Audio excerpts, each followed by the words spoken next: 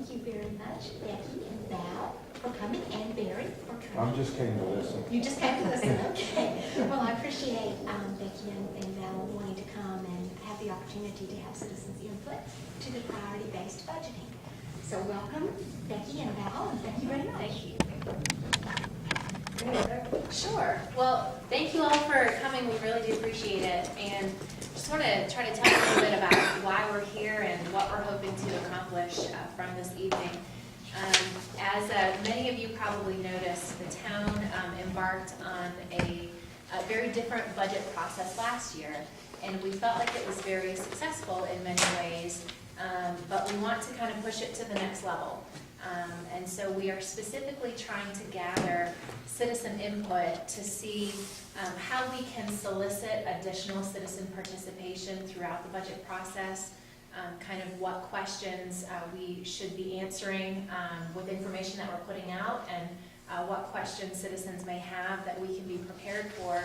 And we also want to take a look specifically at a lot of the documents that we put out, including the main budget document, to try to see what we can maybe do different, what we can add to it, how we could maybe manipulate the information in a way that makes it very easy for citizens to digest it, comprehend it, and offer input on it. So we're looking for tonight to be a very informal process. We want as much conversation and input as possible. And we really just have a lot of questions to sort of prompt the conversation to hopefully be able to get your opinions on how we can move forward to continue to improve our processes.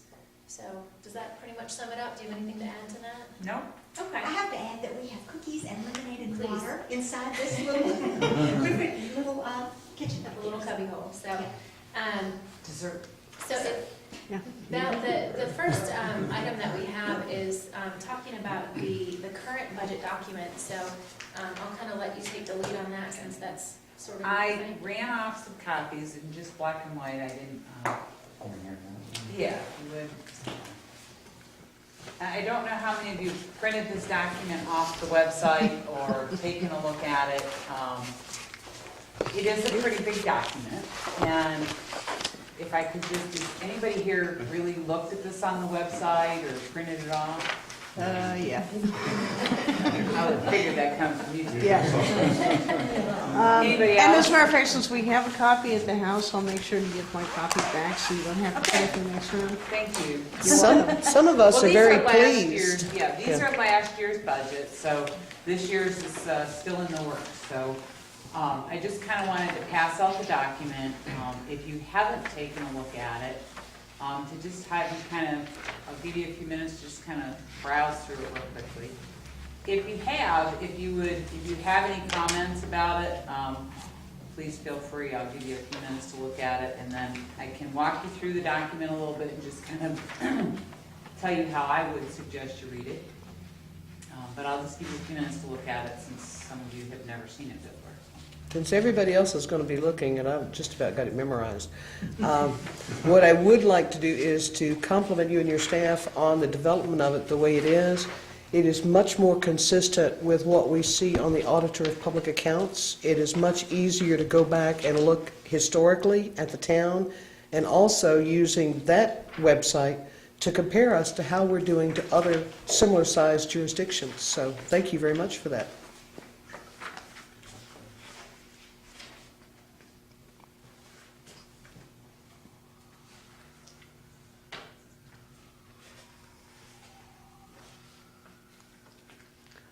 I did have a question, as looking through this reminded me of it. What exactly is a gator? I mean, I know what a gator is, but I don't think that the gator that you mentioned for the cemetery is necessarily the gator I would... It's one of those little four-wheel drive vehicles that you can use for maintenance. You can pull a trailer or have a little bed on the back where you can haul your maintenance tools and stuff. Okay. Instead of driving a pickup around the cemetery, use that a little cheaper to run. It's like a golf cart on steroids. Okay. Yeah, like you said, I knew that... aid, but it's not to stimulate your metabolism. You know, one thing that is not as clear as I would like to see it in here is, for instance, with the police department. A large part of their money comes from grants. And if there were some way of showing people or helping them to more clearly understand that 50% of this budget that you're seeing here is coming from grants, it's not coming from your tax money, The tie-in between the revenue and the expenditure. right? Because I think it's important to, that people appreciate the fact that not everything that they see on here as far as revenue means necessarily that it's coming from their tax money. We do have the detailed revenue page, which does delineate that, but it's been one of the things I struggle with the system there, in that it doesn't tie revenues directly to a department.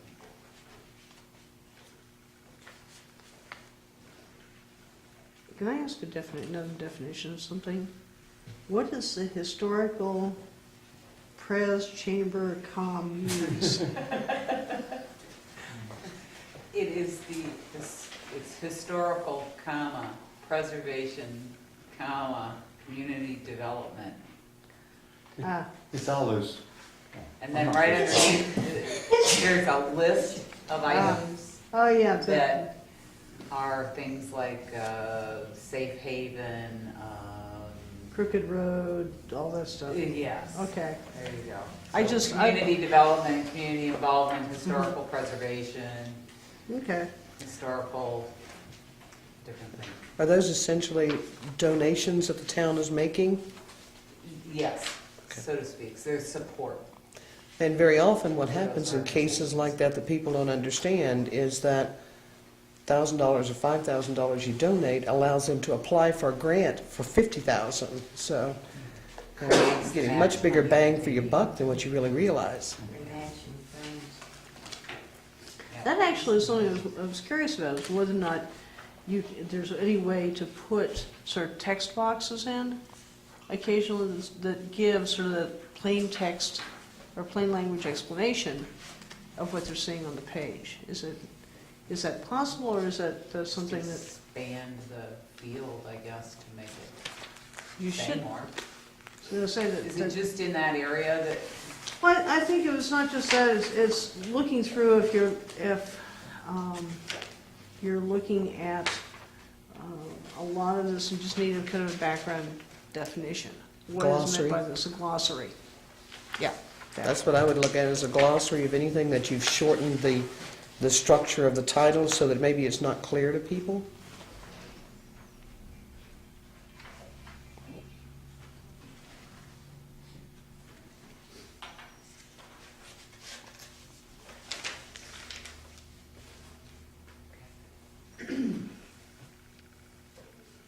I have a question about the cemetery. Is that for the Sunset Cemetery only? Would any of those funds be available for the Kyle Cemetery? It's for the what? up on, it's on Pepper. Never stood at Kyle Cemetery above town. It was That's the one. established primarily for the Sunset Cemetery. But that's a question. And the funds that are It's a reserved little- for that are strictly for maintenance of the graves of the Sunset. Well, that's money that's not, again, it's not necessarily tax money that's coming in. That's what people have paid for That's correct. interment at that particular cemetery. So that's fees that they've paid for, right? Yes. Okay. That wouldn't be all of the cemetery's budget. It's what Karen was saying. Well, no, because the general stuff like mowing and stuff like that is going to come out of the regular taxpayer budget. But that would cover the mowing that gets done at Kyle and the other cemeteries. I missed a little bit of that conversation, but mowing for the cemetery is charged to the cemetery fund. Okay. Yeah. And what, you have one full-time person and one half person at the cemetery? There's just 1.5 down? Or is I it think even- so. I think it's primarily one with an occasional part-time Okay. person. And then we've contracted out all the mowing services for up there.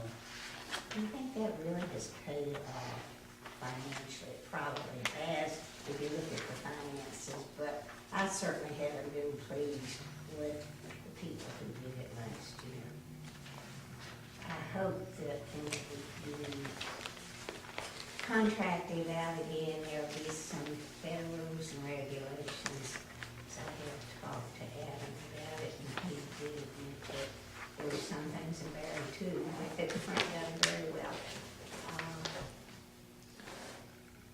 I have another question about, Can I go back to the cemetery Yeah. over here and then? Sure. But with what Pam was saying, I'm not saying about the cow cemetery, the town mows that up there, but that's not in the budget for the cemetery, sunset, since we own it. But there's a gray line there, and you could say, yeah, the cow cemetery up there does belong to the town, and we mow it. Is that really what we do? I can't remember how The town, yeah. it came out of the town actually owns it. yeah, it was given in 1932 to the town and the county equally. Yeah. So you could send the county a bill, I guess, for Yeah, mowing. you could, but that, I imagine that's in general. Yeah, which one of that is part of it. Part of the public works budget. Yeah. Probably pretty close. Thanks, Megan, I'm sorry. I didn't That's know. okay. Sorry. Actually, you know, a lot of the questions that you asked help give us some idea of where there's maybe a shortcoming or some of the things that you guys want to know. And we can hopefully try and find ways to give that information to you. So, and that's our whole goal this evening, is to try and figure out how we can make this process better. And did I hear that the cemetery will not fill up, they estimate till 2030, is that the, Is that the right date? Two more sections below the one that have been surveyed and marked for the There's one study said it'd be 100 years, but Yeah, but they full, but I don't know if that's, It could be with as many cremations going on. That would be something I would love to see, a portion of the cemetery set aside for just cremations. Because that takes up less space. So now, what was the answer to my question? If we have another 100 years before it's gonna fill up, is that what you're saying? I would say 50 would you very probably. at least 50 years. Okay. But I think we're studying down around 1990 that Oh, no, okay. maybe But- 100 years. It sounds like Ms. Carter's concerns would be really good to be brought up for the cemetery committee too. So they are looking at that. I'm glad to hear that. Yeah, good. Go back to Kyle Cemetery, really below. The civic group has taken on the Kyle Cemetery to do something. It would be nice if we, had a fence around that property, and a sign, because it is used as a parking lot often. There was a boat parked up there on some area the other day too, so. So since that is part of the town, and there is some money for cemetery, that was my question. Can some of the funds that are for the Sunset Cemetery be allocated to help with the Kyle Cemetery? I would think only if there's general funds that are being moved over into the cemetery. The actual funds generated from the sales of the cemetery you couldn't touch. Yeah, that's. So how much, would there be any that are outside? It would have to be allocated from the general fund. Would that actually come from, given the fact that the Kyle Cemetery doesn't have new bodies in it, I mean, it has bodies, but they're kind of long gone, would that be something where the funding would come out of the same fund as, say, the Montgomery Museum and is that where it would? Should it be a historical preservation or cultural? Yeah. It's historical sites, so. But you're not giving it to anybody. We were just really asking to put a post with a chain across it. But no money in their account. And even just having some sort of a gate, you wouldn't even have, that'd be nice to fence the whole thing, but if you just had a gate at that driveway, with a sign saying, Kyle Cemetery, and I think this is something that the Civic League is gonna have our winter meeting this coming weekend, and I think that'll be probably one of the things we'll talk about, so I don't wanna get you too, too off track here, because I know you've got a lot to cover, but. The next question, I'm curious to how the departments get aligned. And I understand planning and community development being put together because an awful lot of planning departments are now being put under community development. But I'm wondering about the area on aging in the library and the matching. Does that mean that those funds that are like the museum and that sort of stuff, for the match for grant funds or whatever, are all those areas under the planning department as well? In terms of... No, that's just kind of, they fell under community development kind of thing, and they didn't really fit under that historical preservation cultural line item, so they have their own little line item. And they are Okay. grants that have to be accounted for Okay. separately, so that's why they set up by themselves. Now, I so- tried to lump some things together Mhm. just to kind of reduce the size. Now, the new assistant town manager is taking on community development. Is that the plan to... I'm trying to be quiet. Well, I I'm know. observing. You may That'll be be part of observing, it. but, huh? That'll be part of their job. Okay.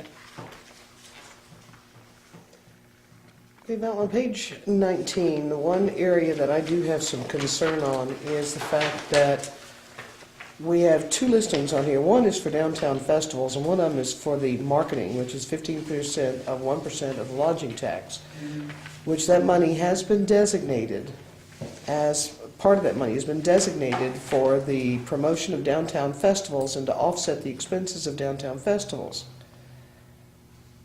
And yet, you have two different things set up here. Why do we have two different ones? The downtown festivals line item is more of a budgetary thing. If we do a downtown festival that is for some other organization,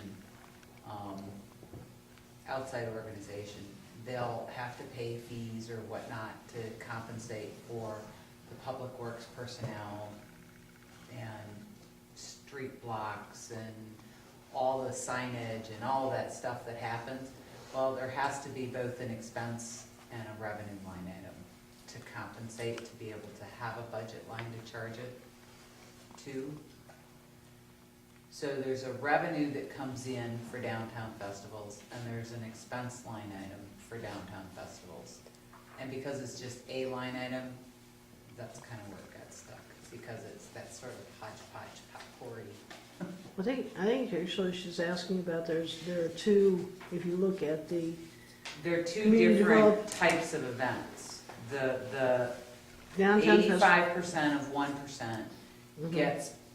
comes in from the lodging tax, Mhm.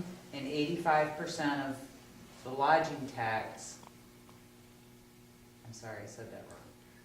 You're right, that goes to Tourism Council. 85% of the additional 1% goes to the Tourism Council.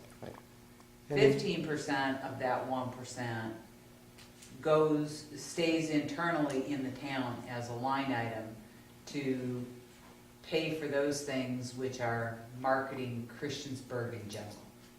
Okay. So like the flags for downtown. Okay, but that also includes the maps grant and program. brochures for marketing the area get charged there. Okay. That also includes the grants, because that's where the Civic League in particular last year had the issue with the depot days, because their understanding was that technically they are considered part of downtown, and the downtown funds were requested, but that ended up this huge blow up over the marketing money can't be touched, so it creates confusion. What are people supposed to ask for? Who's supposed to have to ask? Are you going to say that this downtown festival funds, $8,000, is dedicated solely to those events which are hosted entirely by the town of Christiansburg? The Christmas parade, the 4th of July parade, or whatever. And then anything that is not the sole responsibility of the town has to come under these marketing, and people have to apply for the grants. If the money's available and it's approved, they get it, or whatever. See the kind of Yeah. confusion in here, and The it led to some downtown real hard festivals feelings. Line item was intended just to create the budgetary line item to hold the costs associated with when this organization wants to hold a festival downtown. And they want the streets closed, and they want extra garbage pickup, and they need all these extra services. And they're going to reimburse the town for those services. We likewise have, that's a revenue when they pay for it. We likewise have to have an expense line item to charge those costs to. And they sort of are matched up. So it's really not a line item that's intended for the town to host a festival. And we could find a better way to define it so that it's clearer and there's not confusion. The 15% of the 1% is my understanding has to be approved by council for expenditures of that line item. So nothing can be spent from that line item without council authorization. But none of the grants can be either without council authorization, either through direct council intervention and vote, or through the council's appointing the town manager the authority to do Right. it. So it's kind of like duplication, and it's Okay. confusing. Okay. So But maybe the solution is to take some of these, not necessarily the brain injury services or Christiansburg Institute, but the line items that are created specifically for the town, the 15% and the 1% and whatnot, to just have an explanation, whether it's on this page or somewhere separately within the budget document, maybe in that glossary. What is the 15% and the 1% and what's it for? So maybe that's just an That's a opportunity. good idea, because if you group them all together on this page, it is confusing, because that really stands alone. well, and in the instance I was talking about, it was clear that there were town council members who did not understand the difference Yeah. between those two funds. And if they don't understand, we are in big doo-doo. Just out of curiosity, a whole different subject. Now, let's stick here for just a second. If this new park that we're thinking about putting in on Depot Street, if we wanted to have some money allocated for that this year, would it be good to have a line item right here in this area? That would be considered a capital expenditure, and it would be up in the capital outlays. Okay. In the Parks and Recreation and The Parks and Recreation, okay. The question I was going to ask about is lining up the revenues with the expenditures in terms of what departments bring in versus what we spend on departments, for example. And as there's one thing when we're talking about revenues, it has the zoning and building fees are combined into one line item, and yet those are technically two different departments. Would it be, would it make more sense to have it so that you have the building fees and the zoning fees essentially separated, so somebody can look at it and say, okay, gee, the planning department takes in X number of zoning fees, and their budget request is for this, and so they're actually close to being revenue neutral. Does that make sense of something? Because I think there's some people that, Yeah, They're it, different. I think it's just the names that have gotten associated with the line items over time and how they pull together. It's just how it was set up to begin with. But I think it can be broken out and separated a little bit for clarity. so I think people, if they see that, gee, something like the planning department actually does bring in revenue, and so part of their cost is offset, they're going to be less likely to say, oh, don't give that department any more money, or don't spend more money on this, because they can see that there is a connection between revenue coming in and the cost, or there's something offsetting it. And I'm wondering if that's true with some of these other revenues, that where they are tied to a specific department or a specific action, and you can show that, some of the costs of the are being budgeted actually are being offset. It is one of the focuses that we're doing with, Now I'm looking at that. yeah, if you go to the detail on 27, it has them by line Okay. item. It pulls them all forward as one number, but it breaks them out by zoning, okay. zoning, building, electrical, plumbing. I guess I was wondering about putting here's what's being budgeted for planning, here's what the revenues are. And so people can see, oh, we are spending money on this, but they're also bringing money in. Yes. I guess it's sort of one of the psychological, I know what you're saying, and one of the focuses that we're trying to do with priority-based budgeting, but we're struggling with how to present that information because it's like massive, and it's so interrelated to other things. But one of the things that we're trying to move forward this year and add into the priority-based budgeting model is the revenue piece, which says it ties specific revenues to specific departments. So parking fines, which are generated by the police department, would be in direct relationship to the program, not necessarily the police department per se, like in this format, but the program parking enforcement. And those two would be directly aligned. You don't see the finite detail in priority-based budgeting. It gives us a way of looking at it where we can sort of see the red line, blue line. What's the revenue, what's the expenditure that's related to this program? And allows us to analyze that differently. But it's a pretty massive way of looking at it, and it's spreadsheets that are like this. And so it's very hard. We haven't quite figured out how we can best present that information in a way that makes sense. So we're struggling with that a little bit. And I also think that people are very sort of geared to this police department, rescue, fire, cemetery. Very department, very line item oriented. I mean, we've done budgets that way forever. And it's very hard to kind of twist that thinking around into a way that's very not conventional and have people be able to understand it. So- Yes, we are departmental. We are. We really are. And we've been doing it that way for years. So many years, and it's hard to change. I mean, in a way, what we do, and one of the things I want to spend just a little bit of time talking about is what's required in this document is pretty much everything you see in this document. There are maybe 10 pages in this document that are not required pages. And those are probably the first, let's see, page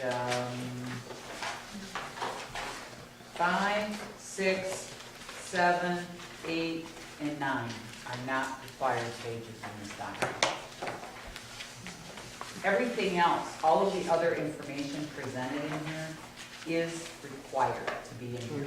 It all goes to the APA, Auditor of Public Accounts? Yep. Yes, all of this information under APA has to be in this document. The prior years, the current year, the budgets for prior years and current year, all of that has to be in the document.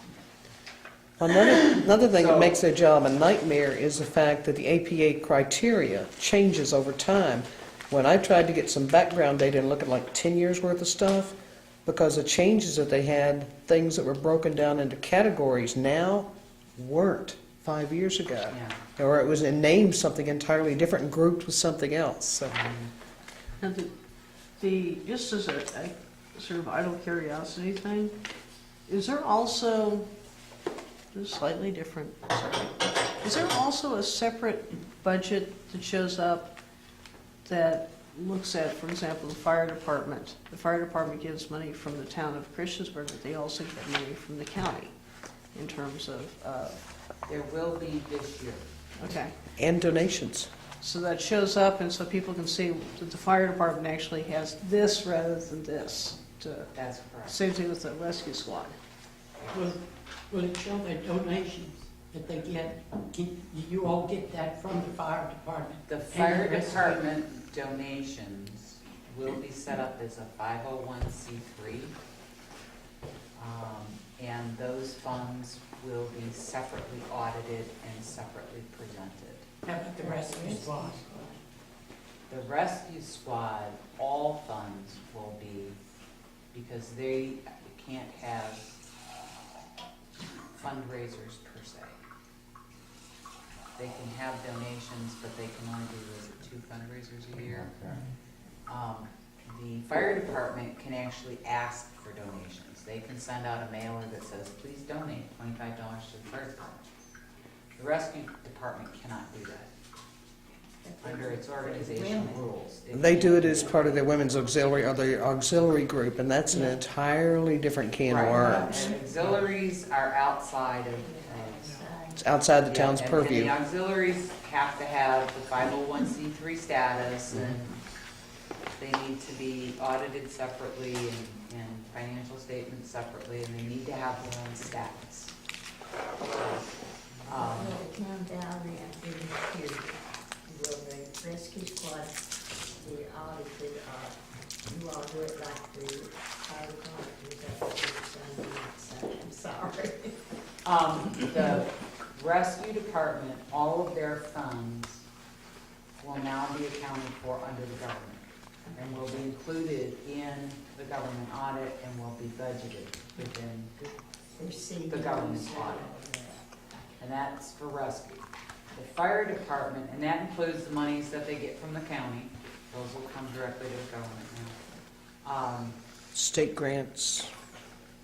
All state grants, all federal grants will come through the government or through the county to the town somehow in that little flow.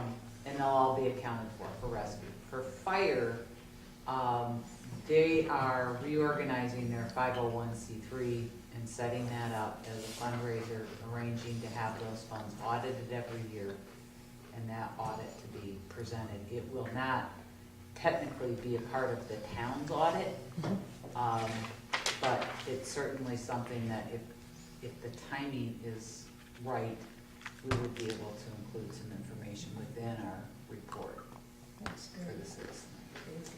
It wouldn't be within the town's financials, but it could be presented in a report.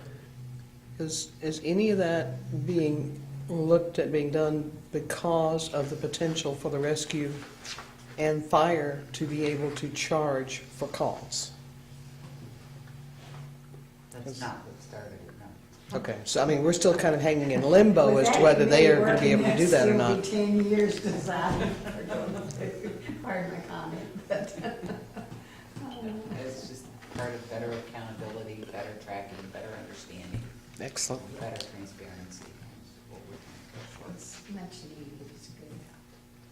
But with this budget document, Val said that there's obviously a great deal of it that has to be in here, but part of the reason why we're here is that the town isn't opposed to adding more information, like potentially the glossary that we talked about, or tweaking, how we present maybe a condensed version of it for the public for kind of ease of understanding. So do you have any suggestions for kind of what you might want that to look like, or what would make sense to you that you could kind of pick up and say, okay, I have what I need to know or what I'm interested in finding out right in front of me? I make a sort of a graphic suggestion.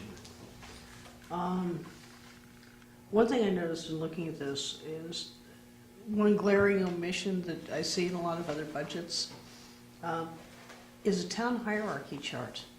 One of the problems you run into is people not knowing. That's the reason I was asking the question about community development. Which department is it actually under? Or is planning under community development? Is there's no hierarchy chart.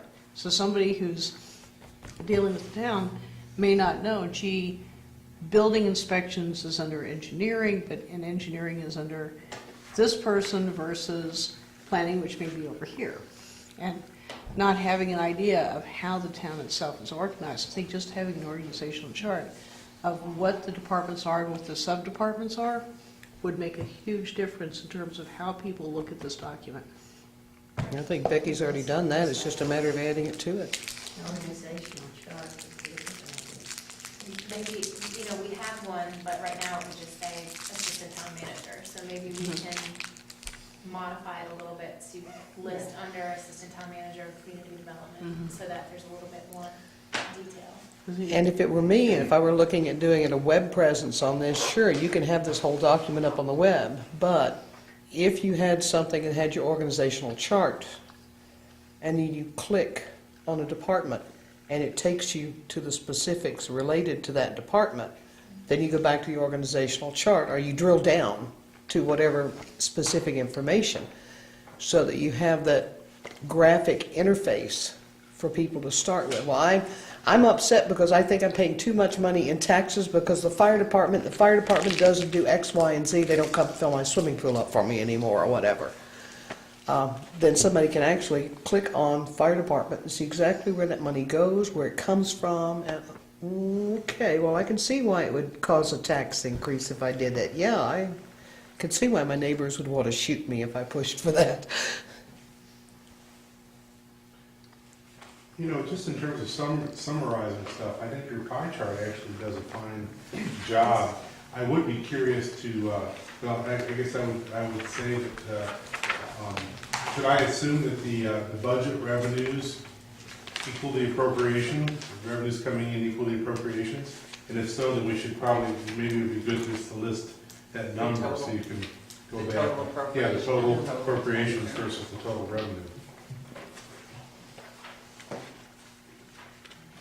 But that is, you know, it really is useful. I mean, I'm sitting here looking at the, we talk about the lodging taxes a lot, but that's a relatively small part of the pie. So, I think it's a very good. It calls your attention, you see every day. It's really good. Well, it at least gives you an idea of what are the big pieces that I should focus on. From a perspective of wanting to participate in the budget process, what information do you feel that would be helpful to you in participating? I mean, other than some of the things that we've talked about in terms of changing this document. When we're in the budget process, and pretty much how it starts is, Barry and I will sit down, we'll start working on revenue projections, what we think we're gonna do this year, what we think it's gonna look like next year, and those get refined as we go along in the process of the budget. And we have better information as time goes along. The department heads, directors, basically give us here's what I think I need to run the department. We then kind of pull all of those together into this document, and then start to review it and say, okay, here's what the capital lists are, here's what the personnel wants and needs are, you know, and we go through them pretty much line item by line item to see if something's out of whack, doesn't make sense, is a lot bigger than last year, so why is it bigger than last year, and what are all the variables? And then once we get to what we think is somewhat reasonable of the budget, then we'll sit down with the finance committee, we'll start going over it, we'll go over our revenue projections and talk about those. We'll talk about the capital list and where we are. We'll talk about where are we in terms of revenue versus expenditures. And how are we going to resolve the gap if there is one. Unfortunately, since I've been here, we've never had to worry about what to do with the excess. Well, actually, we have taken in more than we spent each year. Yes, But we haven't okay. done not much of it. No. Like $60,000 one year or something. Yeah, 100,000 or 200,000, rarely a lot of money that leaves us room to do much. This is such a better document than we've had in the past. Oh, it is. Yes. I know there are always ways to find something better. But to me, to pick up this document and look at every department, from wages to whatever, to say police department, how many cars or whatever, to me, it's very good. And I say again, that you can find more ways and ways, sure, I of think- doing something better, but it's such an improvement. Well, we're in continuous improvement mode. I think that the biggest thing I can see that would make a huge difference, and it goes back to the hierarchy, but it also goes back to the glossary. Because a large part of what your public participation process is going to be is public education. It's having that, having the terms of the debate defined. People understanding what is the difference between this and this. And that's true whether it's a revenue, understanding what revenue is versus understanding what expenditures are. And while that may seem perfectly obvious, spent enough years in public input to know that about a third of the people that you're going to be talking to are going to have no clue to what you're talking about, even if you're using terms that you think are. So I think having something that's helps people to understand. One, okay, we've got all this money, we're shifting around to these different things, but what is it? And what they're asking is not, what is it in terms of a line item number? What they're asking is, oh, well, it says here that, we're doing equip, OP&S, and repair. Is that operations? Well, Less abbreviations and acronyms would be helpful. yes. Okay. But also understanding what does that mean in terms of street cleaning versus, and of course they're going to ask you why you only have on that $15,000 when our street cleaner is disintegrating at a fast and furious rate. So, They're not out of duct tape or baling wire yet, so just leave it alone. Is that one of the Burt Lance things? If it ain't broke, don't fix it. I think having the things spelled out, but also having basically a narrative. You have lots of numbers, but you don't have a narrative built in. And I think having that narrative, because a lot of people are. Well, let me offer an alternative to that, because one of the things that I hear over and over and over again is something comes out in the newspaper that y'all are having this meeting tonight. I had 2 phone calls today from someone, and all I heard was, why are they waiting till now to start on this? They should have started on it. And I'm sitting here trying to explain, no, actually they started working on this budget before the last budget was ever finished. It's just we never hear about it. A simple solution is a newsletter. It could go up on your website. It doesn't have to be more than a paragraph or 2 done once a month, or more frequently if you wanted to, but a place where people could go back and look and say, wow, they've really been working on this budget. Look, they met with the police, and it doesn't have to be the specifics. Met with law enforcement, with Chief Sisson, met with fire and rescue, met with so-and-so and so-and-so, discussed budgeting issues. Val and I were actually talking, was that last week, about like a little status update section that would start with, that we could go backward, when we actually started it, just to talk to people, because we do understand that, there's a huge internal process that we go through before it ever gets to the finance committee, that it's sometimes difficult for the public to comprehend just how many hours and months and meetings and all of those processes of the individual department heads working with their staff to just kind of catch people up to speed on that, and then, as we move forward, just to know that, hey, town staff met again this week to work on it yet again. So we had kind of been contemplating something like that. So Great minds, what can I say? We're actually talking about 2 different things. Go back to the narrative issue. Probably half the people looking at that document really are not good at looking at numbers. So you're asking them to look at tables, and what they understand are paragraphs. And that's probably going to be true for 50 to 60% of your public. So having something there that says, this is what the department does, but also here's what, for example, you go back to that charitable contributions section. This is what why the town chooses to do charitable contributions. This is what is accomplished by it. So they understand what it is and why they're doing it and why it's here. And it gives them a verbal framework for understanding that isn't just rows of numbers. Well, and let me kick out something here as kind of a counterpoint to Megan and see if she can hit me later. What she's talking about could become complex, very time-consuming, and costly. We've got resources at RU, we've got resources at Tech. It could well be that there would be some students who are interested in education who could take this, focus it on that somewhere between the 6th and 8th grade level, writing and explaining, that can give you exactly what you need for the general public. I wanted to tie it into these charts, which I thought were very nicely done, with the priorities, as I understand it. So that, you know, if you could click on some element, some aspect of this, and find out how that fits in with the budget. So what part of the budget is actually helping it to be a clean, healthy, safe place, or retail and commerce destination? Good idea. That kind of thing, so that, you know, this looks very good.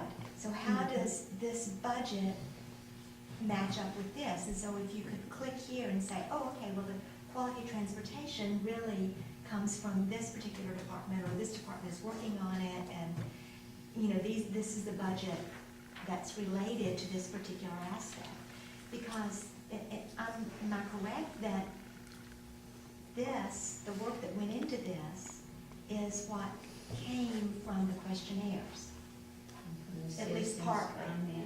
And so, you know, given that, my understanding is that we are providing input into these areas which we see as priorities. So how does the budget that's created help us achieve the things that we've said we want to achieve? And I think certainly a narrative makes a difference, but a lot of people don't want to read a lot of stuff either.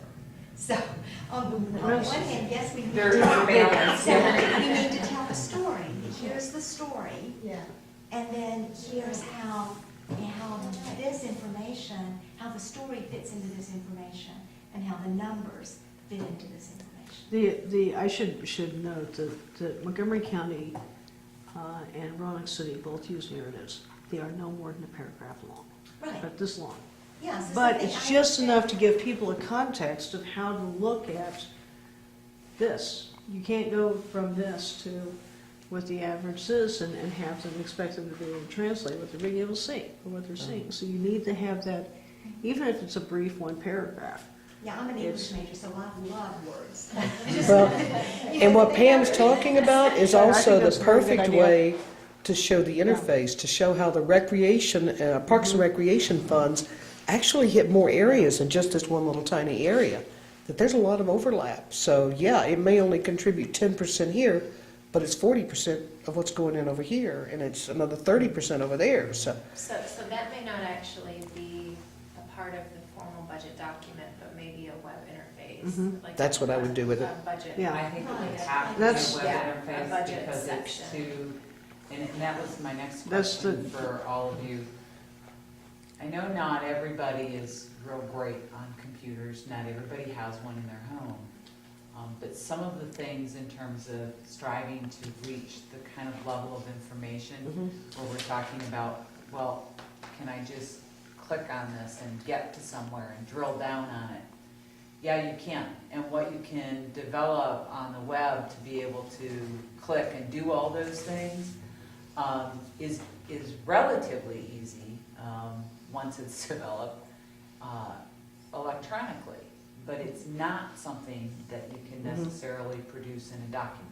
Because It's you true. can't organize Right. a book like this that says, oh, I want to see how this relates to something else. Well, that's going to be on page 782. And I think that Putting the website into anything that I sent to anybody, because I wanted people to go to the site, see this information, where I think it's very nicely explained what priority-based budgeting is, why you decided to do it, who you contacted to do it. I thought that was really very helpful information. And, you know, to me, that is exactly the kind Yeah. of thing that Carol was talking about earlier, so that when people see these things, oh, this is pretty impressive. So let me click on this, and then from my standpoint, so homeless intervention, how, you know, I could see that has to do with clean, healthy, safe place to live, towards this, you know, so I can myself be able to make these connections to it. But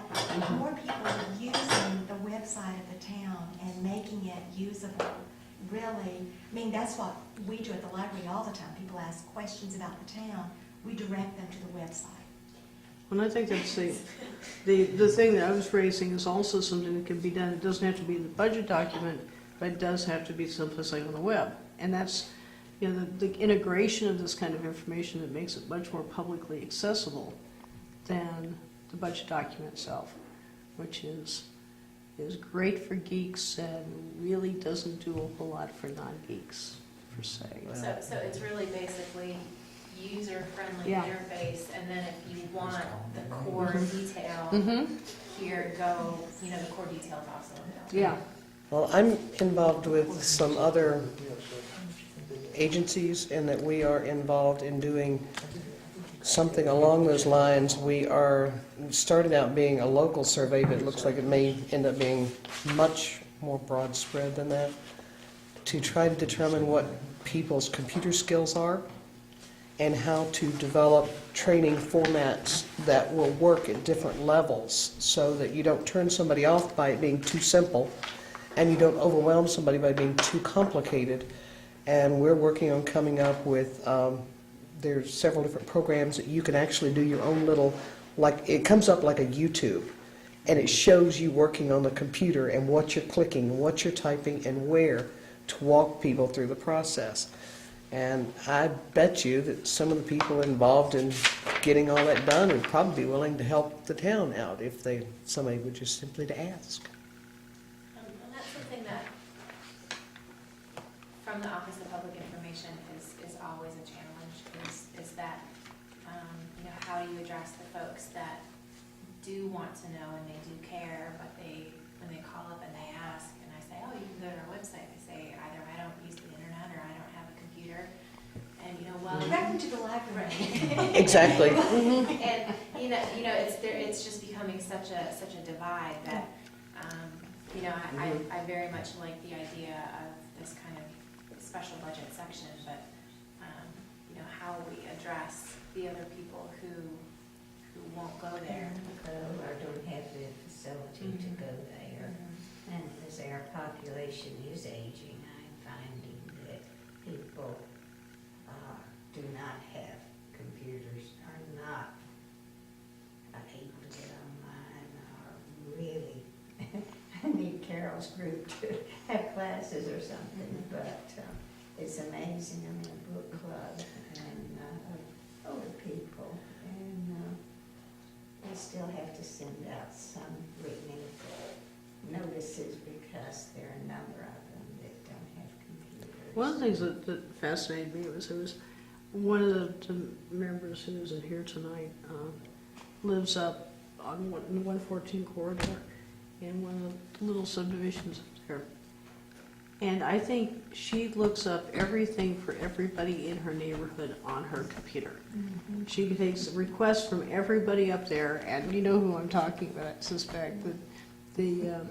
And she'll you know, have, if something is coming out or if there's some sort of thing that she thinks people need to be aware of, she'll call her neighbors and they'll come over and all look at her website. So you have, I think you do have some more, you have more integration within neighborhoods of people having access to the internet than you did even 5 years ago.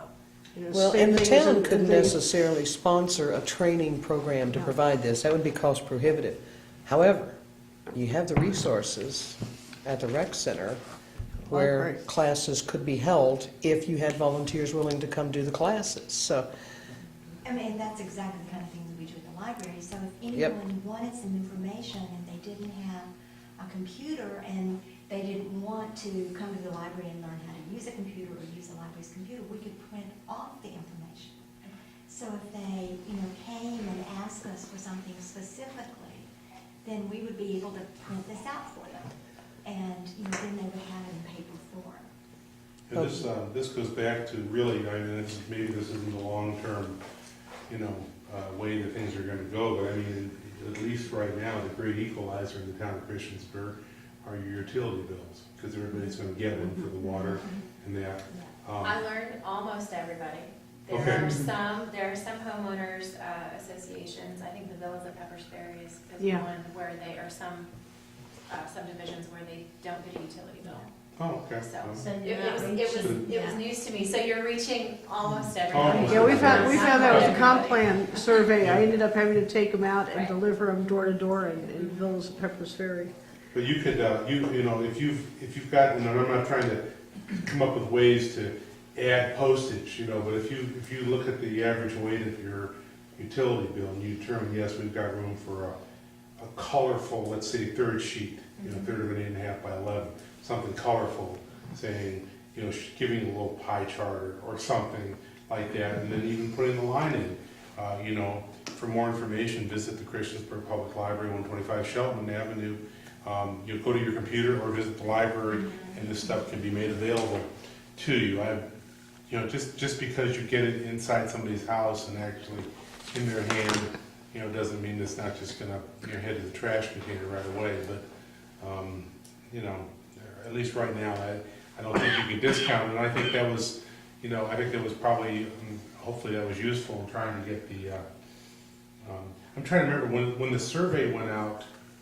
Was that was separate from the utility bill? No, it was actually included in the. Yeah. Okay, all right, that's good. Which So was completely why we credit receiving over 1,100 responses, was because we were able to get it directly. so maybe that's just the way to do your very succinct little newsletter every other month. It's just to, you know, put it in as an addition. Basically an advertisement of trying Yeah. to drive people. But you want to try to make it colorful because otherwise people won't notice it. Yeah, and the nice thing about the utility insert, which it did raise a few questions when we did the survey in color, and the utility insert wasn't that expensive, but we actually have such a great deal with the company that does the printing that there was about a $93 difference between black and white and Okay. color. So it was a couple $100 to reach over 9,400 utility customers, which you can't beat anywhere. So. And that would be a good thing to put in there too. Here's what I mean, to answer some questions like that. You know, we had a question from a resident who said, how much did it cost to do this? Mhm. Well, here's the answer. $693. The cost of this survey. Right. Now, I realize this could create a bit of a headache for you guys, Val, but is there some place in the building where you could have stuff like this on a table, where people could walk in, pull up a chair, and sit and flip through it and look at it right there, but you're probably going to have a billion questions to ask, and I don't know that you necessarily have the staff to do that, or if we want to say, oh, increase my taxes so that you could do that for me. It is on the table. Yeah, we No. typically, like the Montgomery County brings over their budget, and so we put it in the little waiting area outside of the town manager's office. And Yeah, I was thinking about So, yeah. downstairs, right where people are walking in to pay their bills. Basically a Hot spot. little info table, Well, because there is the one in your office, but that's in the lobby area, but that's more for, You mean place where you can sit down? Actually, a cashiering counter. yeah, there isn't really a place to sit down in there, but there's a table in there currently. have, You put it in have front. the town, now the county, once they complete their budget and it's approved and everything, there's a copy at the rec center Mhm. on their counter that stays there all the time from the county. Why couldn't the town put a copy there and then their copy at the library from the county? And something along those lines, do a video that runs on a screen. I mean, you know, people could stand and watch it if there's some place to put, you know, something like this. Something that the library is talking about is a video screen behind the circulation desk so that we can run information, you know, in a loop. Well, you could do a PowerPoint presentation that sat there and overlapped and just ran and ran and ran. Oh, 30 minutes, that's done. Okay. So it would, you know, a person coming in for another question or paying a water bill or something might stand there and watch it. Well, okay, I didn't understand, I didn't realize that this is, but they would see you all talking or different people from the community talking about what this means, or I answered this question and here's why I wanted to do it, so that they see the visual and hear it on a. In fact, that's something that my company does, Norfolk Southern.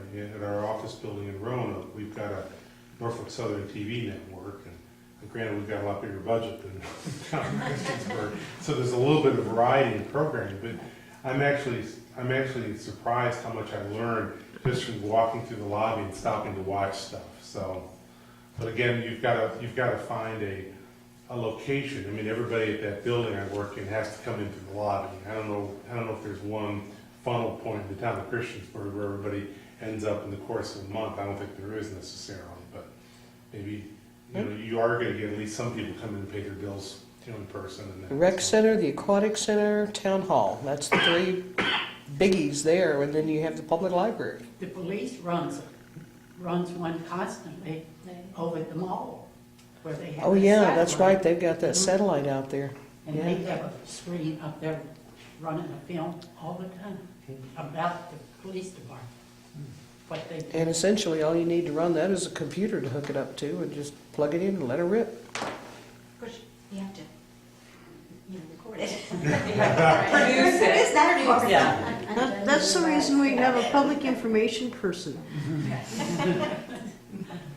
Well, before we get too far off base here, I guess, that's a great idea. I really I'm not quite sure, Becky, how you would do that, but Well, let me know when you it's, figure it out. well, it's kind of prompting, Yeah. with, we had wanted to do a public, or not a public access channel, but a government channel through the cable system, but it's cost prohibitive at this point with, we need to run fiber and all kinds of expensive things to make that happen, and so that's been shelved for the time being, but it's just kind of maybe was doing gonna say, we- something that doesn't get broadcast over cable, but is something that's more if people are waiting in line or if they're there to have events and whatnot. So I was gonna say, we have listened to puppets you could use to,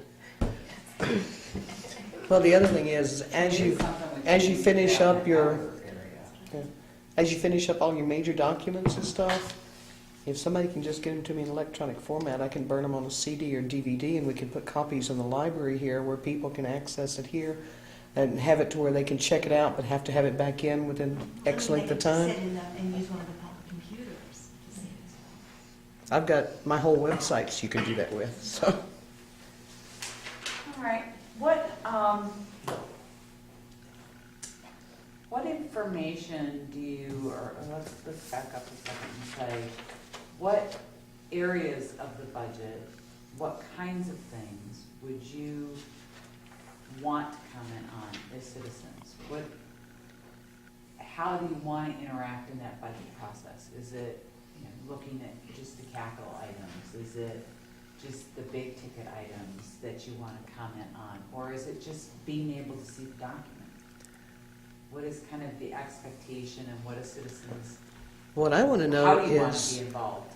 what I want to know is, if you're going to cut services, which ones are you going to cut, and how are they going to affect me? If you're not going to cut services, does that mean taxes are going to be raised? And if so, which taxes or fees are going to be raised to offset?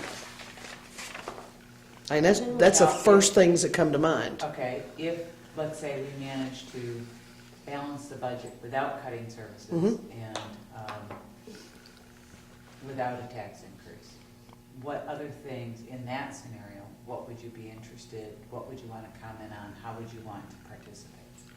I think one thing that people want, with planning at the county, we used to every year, we would do a work program. And we would put the work program out in the planning department newsletter and ask people to rank. Okay, here are the projects that the department is actually thinking about taking on this year. What's the most important, what's the least important? Letting people have a say in terms of the actual priority of now, you have emergency change, emergency expansion of the sewer line or replacement of the sewer line. Those aren't the things that are going to be, those are going to by necessity be the first priority. But in the places where there is some leeway in terms of, do you do this project versus this project versus this project, I think asking people to rank things and say, okay, we think, building a park is more important than this project over here. So would that be, you're talking about doing a survey? For- Essentially, yeah, but I think it's something you can do, and you already have probably the best survey tool, access to it, so it's, Right. But So- this way you'd be putting definite things for Mhm. people to rank, Mhm. rather than they Yeah. saying, safety and, Well, would this be an Right. important time to look at also the capital improvements program? A true capital improvements program that is looking at long-term expenditures over time and what money is going where. Because if you're not talking about increasing taxes or cutting services, you've still got to anticipate growth and future needs. I mean, these systems are going to wear out. That truck that is out there doing the street sweeping is eventually going to not be repaired by baling wire, Barry's chewing gum, and duct tape. So you have to plan for those things. So for me, my tendency would be, okay, well, everything looks fine right now, but what's it going to look like next year or the year after?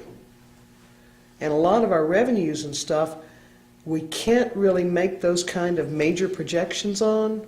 But a decline in systems and where water's got to be upgraded, sewer's got to be upgraded, roads, have got to be repaired, which congratulations to Mr. Nelson. It was a beautiful, beautiful piece of work he did with getting hooked up with tech to get some expertise and knowledge that we probably couldn't afford otherwise.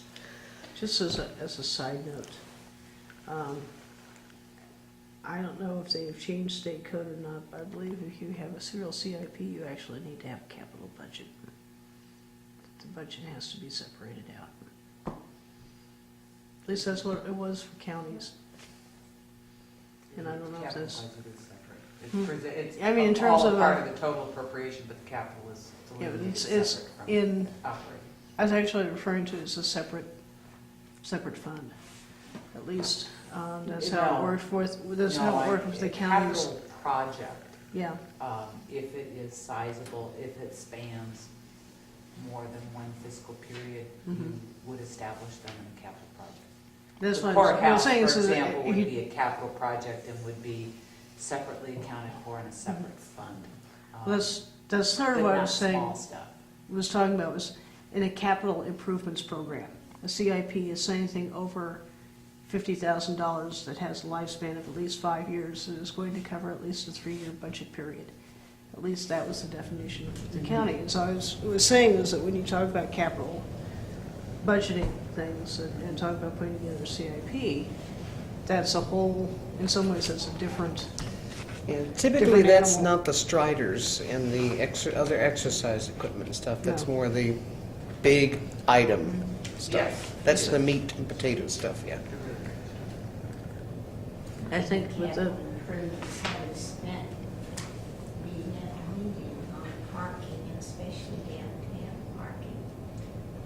Is there any thought from administration of looking at purchasing property for parking for downtown, especially since we have several new buildings that are going to be occupied, and really commend Mr. Alcorn for what he's done to that one building. Looks great, but parking for downtown, and if Mr. Paul can do anything with his building, there is no parking for And that brings up a really good point, because then you've got the other group who couldn't care less about whether there's parking downtown or not. They want to know whether pedestrian friendly out by the mall, which is where they shop.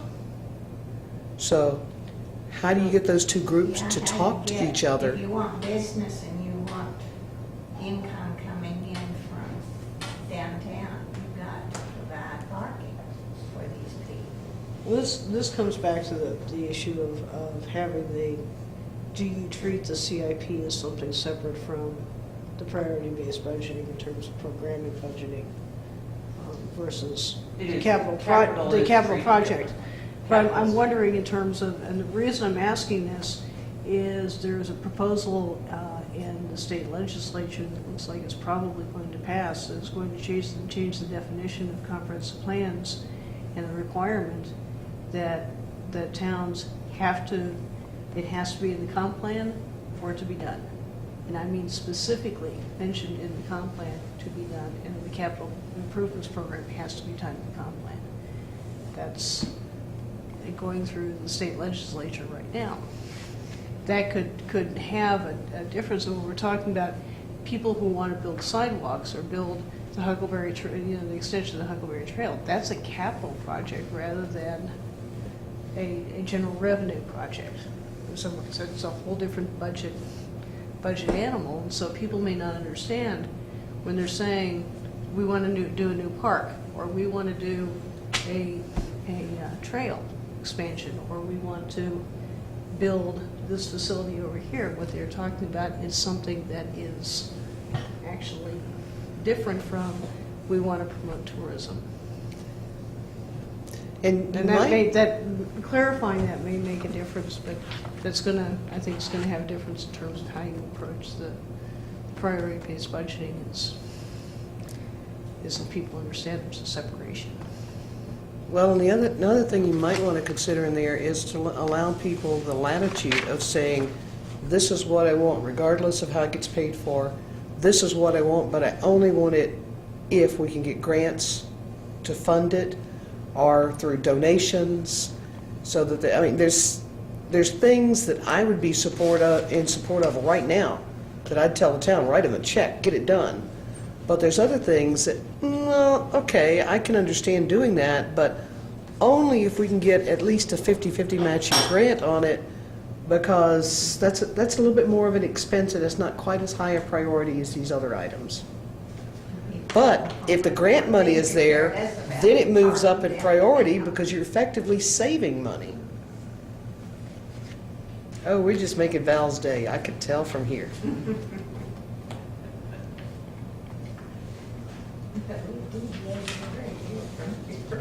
Yeah. So I guess one of the things that I think you guys have already hit on is do you feel that surveys are helpful? I think so, yes. Yep. Is there such a thing as giving you too many surveys? Oh, sure. How many is too many? I think more than 1 or 2 a year is probably too many. I think it's going to depend on what your topics are. If it is just a general survey, I might look at the same kind of survey once or twice, and that's going to be about it. However, if you've got a survey on parks and recreation, oh, wait a minute, I want to look close at this. And then you've got one on the aquatic center, oh, and then you've got one on road maintenance.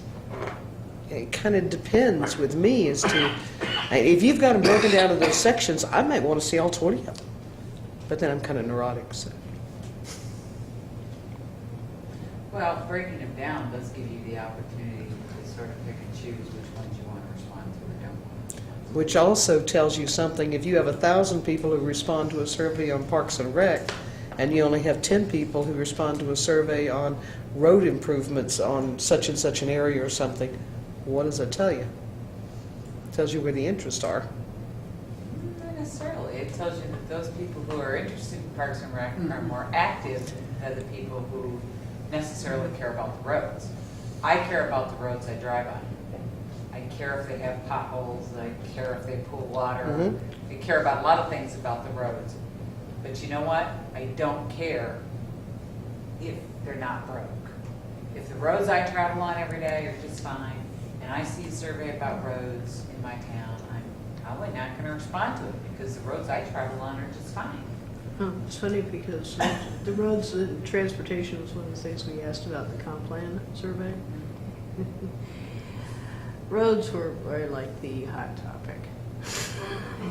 Yeah, Which said they hit parade of, And a very valid point, Depending because on the subject, people may or be maybe more engaged or less engaged, depending on the subject matter. So just because you get 1,000 responses for a rec survey doesn't necessarily mean that there aren't just as many people who are interested in what our roads look like. Well, They just don't respond to the survey. They're not and a lot of actively people don't engaged. understand the importance of that road maintenance, because it doesn't have potholes on it today. However, It will. if we don't watch the stormwater eroding the sides, if we don't watch the weight of the trucks coming through there, then next year they're going to be Well, there. this sort of supports what you said, is that You drive over it, only see the pothole be hit. It was the comp plan survey, we asked, what do you like, what don't you like, what are your 3 issues? And more people answered skipped question number 1, and in some cases, question number 2, and would do 3 and 4. So we had, maybe 30% of the surveys didn't even answer, what do you like about Christiansburg? They just went right to the, issues. So They didn't like it's the generally where people communication. will answer surveys about things that they're ticked off about rather than things that they are happy about. They like town council less, though. That's right. So what information would you like us to get out to you, and in what form, to be able to comment on, to be actively engaged in that process? Is it, more surveys via the utility bills? Is it online surveys? Is it? For me, it's always going to be online. I get hard copy stuff from all these other organizations that I belong to. I never even look at it. Unless they send it to me to scan and put online. I still read the paper. What? And I'm really concerned, I don't know where the bill is going in the legislature, that I'm not requiring notices for planning. Well, then there should be a newsletter, like we were talking about, that's stuck in that water bill when it goes out. But we've talked about the town newsletter But not many times requiring before, but Post those. of course, we've never had anybody with Becky's training and skills. But I think to go back to webpage, newspaper, articles, something stuck in you. A newspaper brings up a whole different issue, though, because now, where's the Bergs? Who's reading it? I don't They're read not. that one, no, but the news messenger is getting better. But we've got whole sections of town who don't want the messenger, they want the Bergs. So which one are you going to deal with? And yet Shirley can tell you right now, and we've seen it in our business, we can buy one ad for like this much on the NRV News, or we can pay this much for an ad in Roanoke Times, and you know which one of us gives us the most customers? And they're coming from all over, not just this area, because they are on the internet. Yeah, they were the ones in our You still want the news internet. has that's published for sure. about this meeting for over a week, every day, right on the top of their, one of the first articles. I'm sorry?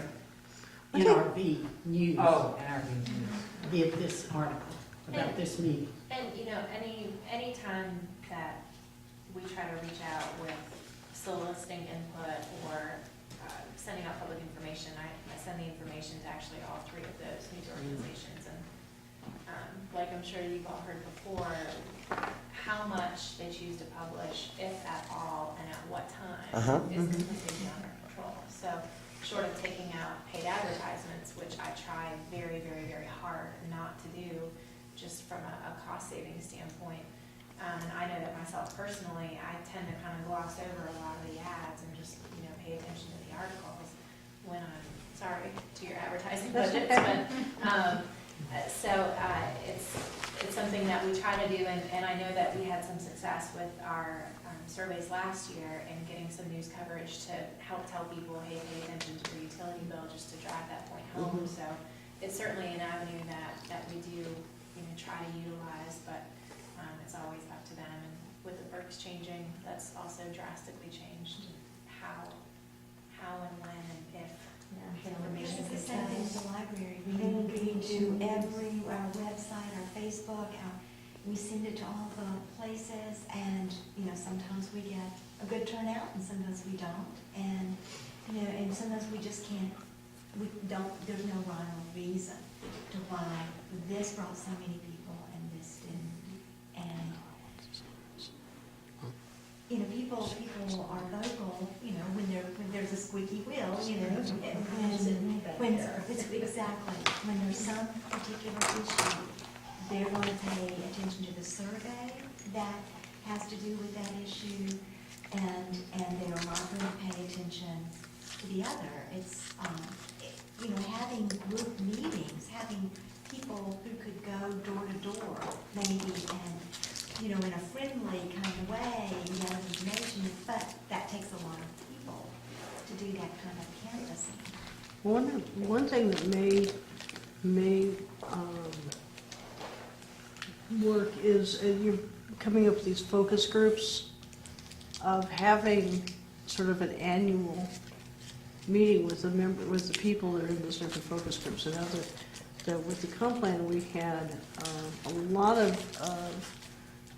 very good comments last summer from places like the Villas at Pepper's Ferry or the Methodist Church, or where you would get people. You're taking the materials to the organization rather than asking people to come to the government or come to a government meeting. That's a lot more effective if people feel like you're going to meet them on their ground rather than on your ground. And I think that's, if you continue to have, if you have a kind of a list of neighborhood organizations, especially if you can tie it to neighborhoods, essentially looking to see if there's a way to get neighbors to do house parties or have something where they can invite in. So that you can have, oh gee, here's one in the Cambria district, here's one on the Allegheny Street, here's one in Oak Tree, here's one in, so that you're getting a feel for what people are saying, even though what you're doing is essentially a predictable sample. But you have it by neighborhood, and that way you are getting kind of across the board. I just want to make a comment about the idea of a civic league. The whole idea of a civic league was that those people who are interested in the well-being of their community, that was the whole idea behind the Christiansburg Civic League. And we have had abysmal response to getting people to, want to join and be part of that group. And, the whole idea is to bring people in to do things like this, to focus on, some special kind of events, to, do projects that would be beneficial for Christiansburg. And trying to get people who are living in Christiansburg who want to do that kind of thing is very, very difficult. And that's sort of the reason I suggested taking it to the neighborhood level. People will get involved in their neighborhoods, or get involved in the folks over in New River Village. They will show up for a meeting in New River Village that they think is tied to New River Village, but they won't come to town-wide meetings. And they're not going to come down to Cambria well, they do, but Yeah, well, won't typically come to Cambria for a meeting. but that's, by tying it geographically to the neighborhoods and coming up with a way to. Of course, you need to have then a contact person who is good at networking in the neighborhood that they're in. So you have. Well, every place that you've got a homeowners association, you've got an instant audience. Well, that's true. Every place that you have a church, if you can talk to the people at that church, you've got an instant audience. It's just, you got to be aware of it. And one of the big things when you're dealing with people here, don't send out a note and expect them to come running to your door to say, oh, let me help, let me help, let me help. You have to call them. You're going to have to give them the dignity of coming to them and saying, we could really use your help. Would you be willing to do this for us? And it's in that communication that you get things done.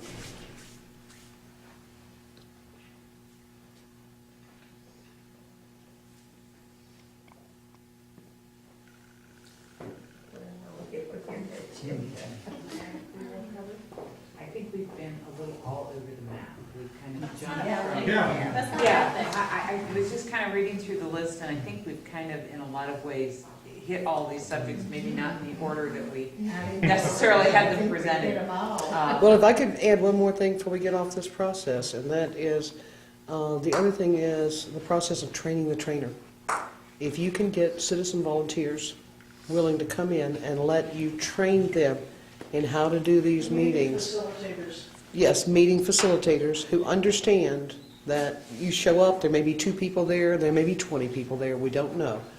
But have them help with explaining what's the basics of the process are, have any audio, video going, get people to sign up a survey and get them to take good notes for you.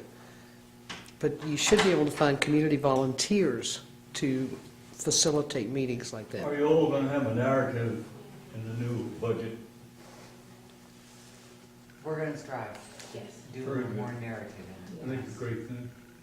How about acronyms, reference graphs, and glossary? I'm gonna try and incorporate as many of the ideas as you guys have brought up tonight in the next budget document. Put a little bit more commentary and narratives in it. Definitely clean up the acronyms and abbreviations and try and make those clear. I'm not sure we'll get through a glossary at this point, but if we can get the narrative in there and get some of the acronyms out and expand the explanations, that will help a lot. I'm not quite sure, got all these ideas bubbling in my head, trying to figure out exactly how I might incorporate all of those and make it all still fit and work. But I think that a lot of the comments I've heard tonight are very valuable in helping us to refine and improve the document. And I will incorporate in this next budget cycle as many of those ideas as I can reasonably do within the time frame I'm on to get the budget done. Thank you. So I will do all of those things as best I can. Some of the other ideas that I think you guys have presented tonight are a little larger in scope than what we can probably accomplish in this budget cycle. But they are certainly things that have made us think about ways that we can improve our communications with the citizenry.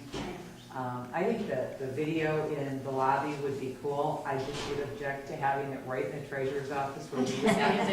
Have you You'd have to hear my voice 8 hours a day. Get one of those for a while. It becomes like sitting in the small world of Disney World, you know, you're just Yeah. about ready to kill somebody. We can do you a special silent version that is just like the PowerPoint that scrolls through. Yeah. I was getting my hair done over at the mall here 3 or 4 weeks ago. And right outside the salon is one of those Aveeno, or it's the Proactive. They have the little booth, and you can go up and vend your Proactive product. And they have a little video that plays on it. Now, I was inside the salon, so I was a good distance away, and there's a lot of noise, but it was pretty quiet in the mall that night. By the time, after an hour and a half of sitting in there and getting my hair done, I think I could recite the Proactive. And I thought, that would drive me crazy if I had to listen to that. I can do you a closed caption version too, so get rid of it. So I would vote for like the exterior part of the wall. Yeah, they actually, It hasn't even started. It was you know, I mentioned the video at the Norfolk Southern Building. They are actually, all the videos are closed captioned too, so you I was can gonna actually say, that's read what them. you need. Yeah. is somebody- Yeah. I think my staff would probably hang me out if they had to listen. Right, you had to listen to that. But I think it's a great idea, and I know, we do get a lot of phone calls about, well, I just moved to Christiansburg, what do I need to know? Do I have to do this, do I have to do that? So I think that that's something that would be great. I don't know that we could find a way of, actually presenting the budget information on it, but we could certainly put information about the budget and where to go ask questions and where to get copies of it and, how to access it and, going to the website and that kind of thing. I would really like to develop something on the website that's a little more interactive, that allows some drill down functionality on the budget. It certainly, for years, I was producing a budget that we basically approved or printed out about 4 or 5 pages of the budget. The budget document was close to 500 pages long, and we only actually printed the first 5 pages. Everything else was done on the internet. Every councilman was given a little disk drive and said, here's your budget. Click, point and click and figure it out. And I would do, like a one-day training with all the council members and show them how to get through the document and where to look and where to point, where to click. So it's something we've done before. I would try and like to do a little bit of a version of it this year. I don't know how advanced we'll get it this year. But I think that would be great. If we Yeah, can do some more I think that we linking in can time take and- some baby steps with it. Budget contingent, at least in the proposed budget, is a revamped website, which it's still using the same company that we've been using, And again, the whole thing could get axed by the time we get to the budget approval process, but to at least take some baby steps towards some of that interactive, point and click with the icons, but we're limited to some degree with what we currently have set up with how kind of pretty we can make it.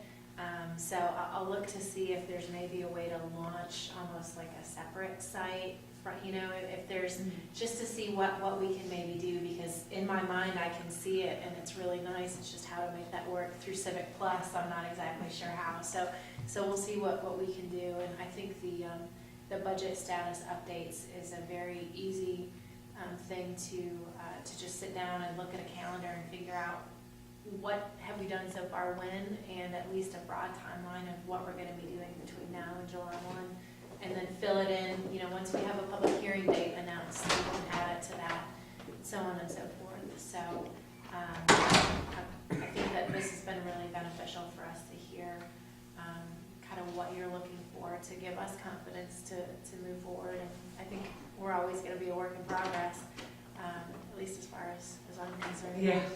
We'll It's always do that. continuous. We have already made tremendous progress as exhibited by this and what we've had previously. And that when I looked at the APA section and looked at this, and I said, oh my God. I said, I can find everything. I just about fell out. So the fact that it is going to be an ongoing process, I think, helps me feel much more better about things. I'm not asking for miracles. I'm not asking for everything overnight. But the fact that you're showing a valid intent to keep making progress and keep slowly and effectively and efficiently moving forward, to me, says much more about what a positive direction the town is moving in now. And just So kind thank you. of building on Carol's comment and going back to Val's comment that, she doesn't get too excited about the roads if they're not, if they're fixed, she doesn't get too concerned about them. I think that's true of the town too. I have to give, just all the credit in the world to Barry and to the town council. I just think it's a better place to live than it was 2 years ago. And I think that's part of the thing why you don't have, more people coming in, because, it's just, there's less discontent.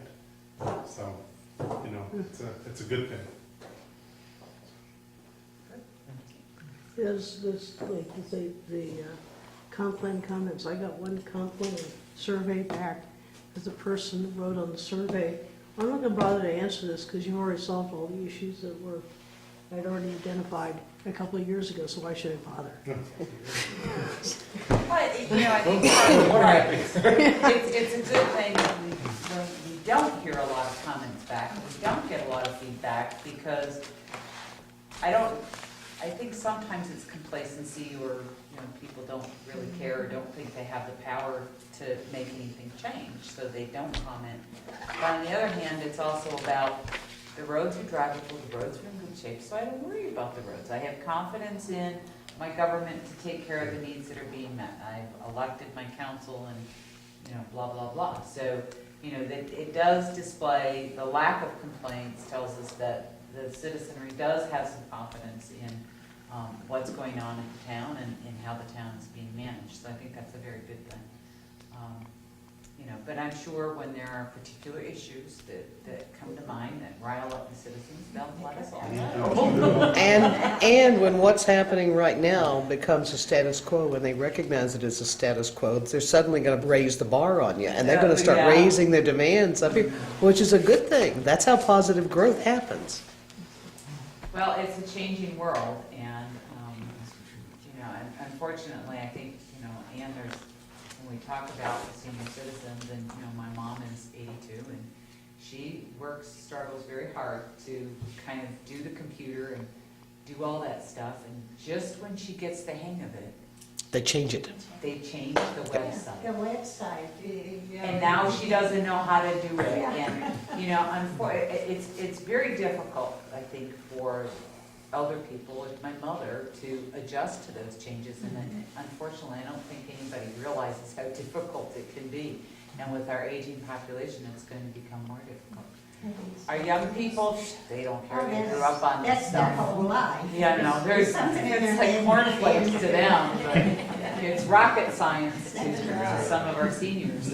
But I think our census this past did show that we had more aging population in this area. So it's something I think we need totally not remove the reading material or that and go. I try to be very conscientious about reaching out to all different means of sending and receiving information if it's possible for exactly for that reason.